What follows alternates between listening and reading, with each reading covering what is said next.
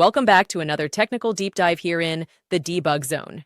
Today we're tackling a big question and breaking it down with insights from other users. Hopefully this clears up some misconceptions and helps you get the answer you need. So buckle up, stay a little curious, and let's jump right in.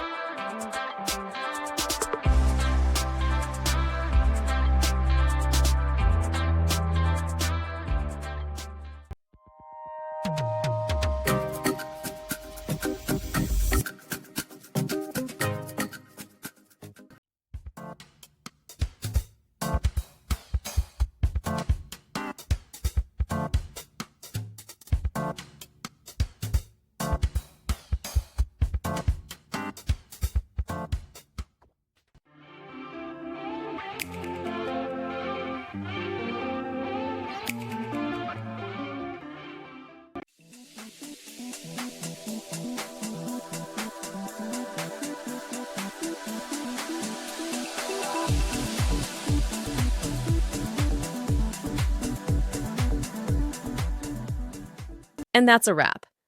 I hope you found the answer you were looking for. If you did, take a second to hit that subscribe button. It really helps out. And let me know in the comments which solution worked best for you. See you next time in the debug zone.